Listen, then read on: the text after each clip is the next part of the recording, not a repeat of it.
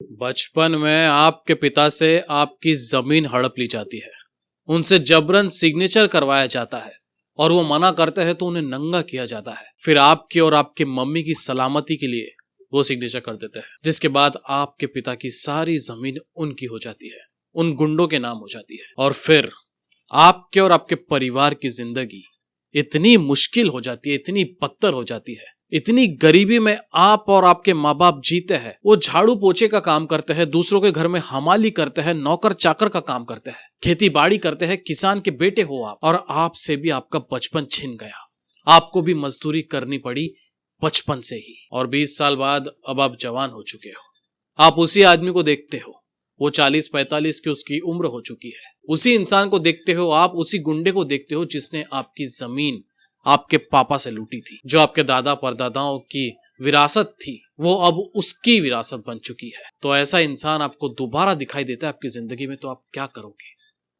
उसको देखते ही जान से मारने का आपका जी करेगा या नहीं करेगा? कुछ लोगों को इन्होंने दाम दिया उनकी जमीन हड़पने का, लेकिन आपको एक फुटी कौड़ी तक नहीं थी। और जिन लोगों को जो दाम दिया वो कौड़ियों के भाव ही दिया, जिनकी कीमत महज 50,000 होगी उस समय, लेकिन आज उसी जमीन की कीमत, आपकी जमीन की कीमत है 50 लाख रुपए। कुछ कुछ तो 5 करोड़ तक चली गई। तो ऐसे सेठ बैठे हैं पूना में, और ये कोई फेक बातें नहीं कर रहा हूं मैं, ये असली कहानी है। असली कहानी पर आधारित ये फिल्म है। बड़े बड़े आप उद्योगपति देखते हो, फ्लैट स्कीम्स खड़ी कर रखी है, करोड़ों की उनकी प्रॉपर्टीज उनके पास पड़ी है, जमीनें पड़े, खुद पूना में रह रहे हैं लेकिन गांव की पूरी जमीन उनके नाम है। बड़े बड़े रिंग रोड के कॉन्ट्रैक्ट ले रहे हैं, हर जगह वो लोग अपने फ्लैट खड़े कर रहे हैं, करोड़ों में खेल रहे हैं इन शॉर्ट। तो वो आपकी वजह से, आपके माता पिताओं की विरासत की वजह से आज राज कर रहे हैं इस इंडिया में। तो ये कहानी है मुंशी पैटर्न इस फिल्म की, जो कि पूना में घटी थी। बॉलीवुड वालों ने इस फिल्म का रीमेक बनाने की कोशिश की, अंतिम इस फिल्म का नाम था, लेकिन बुरी तरह पिट गए बॉलीवुड वाले, उनको मैच तक नहीं कर पाए। ऐसा काम किए थे मराठी वालों ने। तो मराठी बेस्ड ये फिल्म है, रियलिटी बेस्ड ये फिल्म है। किस तरह लोगों को मारा जाता है कोयते से, 10-15 लोग मिलके किस तरह काटते हैं ना गिरने के बाद जमीन पे, बहुत ही नेचुरल तरीके से दिखाया गया है, बहुत ही उम्दा तरीके से दिखाया गया है। तो अगर आपको रियलिटी बेस्ड मूवीज पसंद है तो मुंशी पैटर्न जरूर देख लीजिएगा। और ये कहानी सुनते ही मराठी फिल्म इंडस्ट्रीज के बड़े बड़े जो एक्टर्स है उन्होंने हामी भर दी, कहानी सुनते ही हामी भर दी। और इस फिल्म का किरदार जो मेन लीड है वो कोई बहुत बड़ा एक्टर, बहुत बड़ा सुपरस्टार नहीं है, सलमान खान या उसके वो भतीजे जैसा, जैसे कि अंतिम में इन लोगों ने कास्ट किए। वो एक नॉर्मल सा लड़का है मेरी और आपकी तरह, क्योंकि ये नॉर्मल लोगों की कहानी है। आम इंसान किस तरह वैशी बन जाता है और क्यों वैशी बनता है, क्यों वो आम इंसान से खूनी बनने पर मजबूर हो गया, क्योंकि उसकी जमीन उससे हड़प ली गई।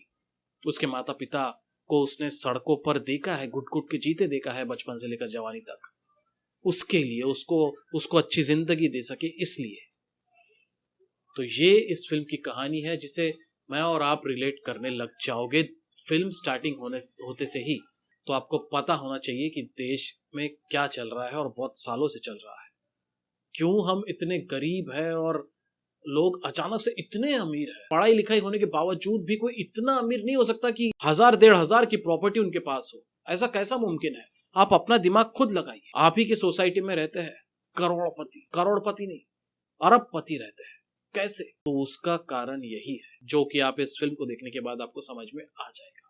तो जरूर देखिएगा मुंशी पैटर्न। और कहानी में सिर्फ यही नहीं, मैं और आपकी कहानी है ये। अगर मेरे साथ किसी ने ऐसा किया होता तो शायद मैं भी यही करता, आपके साथ किसी ने ऐसा किया होता तो शायद आप भी वही करते जो मुंशी पैटर्न इस कहानी में उस कैरेक्टर ने किया। जिस इंसान ने उसकी जमीन हड़पी, उसने बचपन में देख लिया था कि इसको तो मैं टपकाऊंगा, ठान लिया था, बचपन से ही वो गुंडा बन चुका था।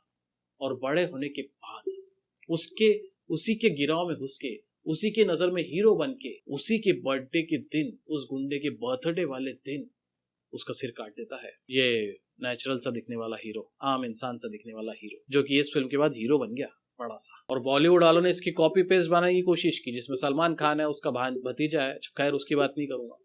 वो पिक्चर भी अच्छी थी पर रीमेक है ना यार, और बहुत ज्यादा मसाला डाल दिया उसमें, और बहुत ज्यादा एक्शन डाल दिया ना उसमें, एक्शन फास्ट एंड फ्यूरियस कर दिया उसको। मतलब नेचुरल तरीके से मारते हुए नहीं दिखाए, जिस तरह से लोग आम इंसान एक दूसरे को काटते हैं, दौड़ा दौड़ा के मारते हैं, कौता लेके दौड़ना पड़ता है, मारना पड़ता है, वैसी नहीं बनाई गई ये फिल्म अंतिम। ये एकदम वही सलमान खान वाला पैटर्न, एक हुक्का मारा उधर जाके गिर गया।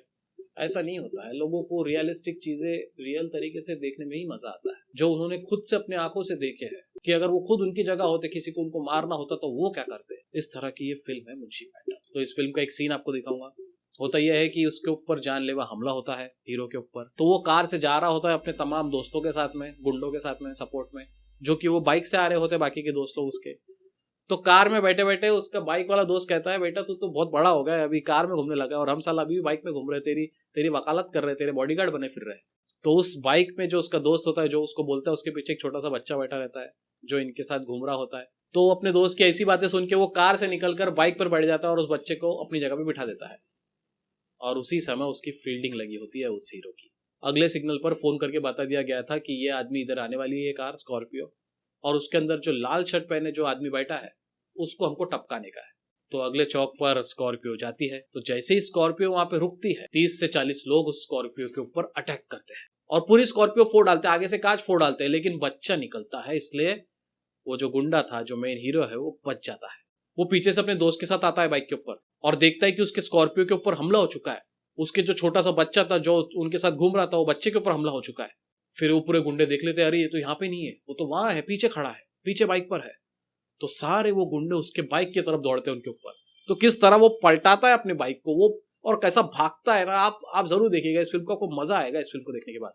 ऐसी जान आपकी हथेली पर आ जाएगी, इतना खतरनाक ये सीन था। खैर उस बच्चे की मृत्यु होती है या नहीं, ये भी आप इस फिल्म को देखकर पता कर लीजिए। बाकी इस फिल्म के बारे में कहूँ तो कहूँ क्या, जब वो गुंडा बन जाता है ना, जब वो उस गुंडे का मर्डर करता है जिसने उसकी जमीन उससे छीनी थी, उसके बाद से उसके पिता ने हंसना छोड़ दिया था। और उसका पिता कोई ऐसा वैसा एक्टर नहीं है, ये लेजेंडरी कलाकार है। तो इन्होंने हंसना छोड़ दिया, जिसके बहुत सालों बाद जब वो बड़ा हो जाता है, जब बहुत बड़ा गुंडा बन जाता है, उसके बाद बहुत सारा पैसा आ जाता है, तो वो पैसा ले जाकर अपने बाप को देता है, कहता है कि पापा आप इसको रखिए और अपनी जिंदगी अच्छी करिए। लेकिन उसका बाप वही हमाली करता है, मजदूरी करता है, कहता है कि लेके जा, तेरे बाप का पैसा मेरे को नहीं होता। तो ये जो सीन था बहुत ही इमोशनल है। ये एक ही सीन नहीं, ऐसे बहुत सारे सीन हैं जो इस पिक्चर को, इस कहानी को इमोशनल कर देते हैं, आप इमोशनल हो जाओगे। एक और सीन बताता हूँ। वो एक बड़े से मित्तल परिवार के घर में घुसता है प्रॉपर्टी बिल्डर को मारने के लिए। तो उस बिल्डर ने उसके किसी आदमी को मारा होगा, तो इसलिए वो गुंडा अपने सारे दोस्तों को लेके जाता है, गुंडों को, और उस मित्तल आदमी को मारने को जाता है। तो उसको चारों तरफ से घेर लेते हैं, उसके हाथ पकड़ लेते हैं, और फिर वो कोयते से उसका हाथ काटने वाला था कि ऊपर से एक लड़की खड़ी उसको दिखाई देती है कांच के पीछे, यानी कि अगले कमरे में एक लड़की खड़ी दिखाई देती है। तो वो उस लड़की को देखकर शॉक हो जाता है, क्योंकि जानते वो लड़की कौन थी? वो लड़की उसकी अपनी बहन थी।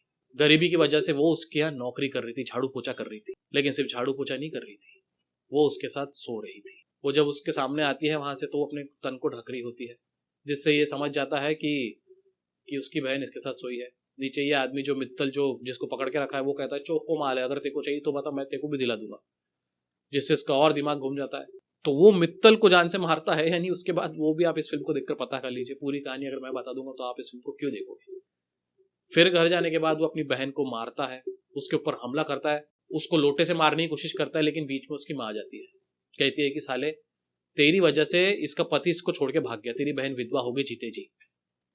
तो वो कहता है हीरो कि नहीं, मैं इसकी शादी कराऊंगा, वो उस घर पे नहीं जाएंगी, उसके बंगले पर अपने आप को नहीं बेचेंगी। तो उसकी माँ कहती है कि अगर जिसका भाई इतना बड़ा खूनी अपराधी हो तो उसकी बहन से कौन शादी करेगा, तेरे ये लुच्चे लफंगे गुंडे दोस्त करेंगे।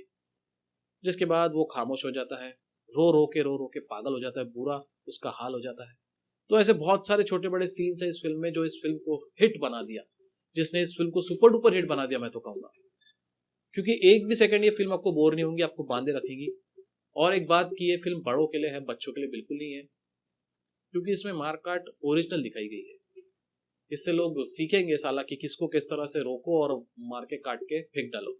ये फिल्म देखने के बाद बहुत लोगों का दिमाग इस तरह से चलने लगेगा, जो जितने भी गुंडे बदमाश है। और मुझे तो ऐसा लगता है कि ये लोग जो गुंडे बदमाश होते हैं इंडिया में, वो इस फिल्म को पहले ही देख चुके होंगे। खैर मैं ज्यादा बात नहीं करूंगा इस फिल्म के बारे में। जरूर देखिएगा मुंशी पैटर्न, बढ़िया फिल्म है, मजा आएगा आपको। मराठी में है, हिंदी में शायद डब हुई थी ये फिल्म, लेकिन मराठी में इसका स्वैग ही अलग है। तो जरूर देखना मुंशी पैटर्न। ZEE5 पर आपको ये फिल्म इस वक्त देखने को मिलेगी, और कहीं फ्री में आपको अगर मिल जाती है तो मैं अपने टेलीग्राम चैनल पर अपडेट कर दूंगा, इसलिए मेरे टेलीग्राम चैनल को ज्वाइन कर लो। मिलते हैं अगली मूवी के साथ।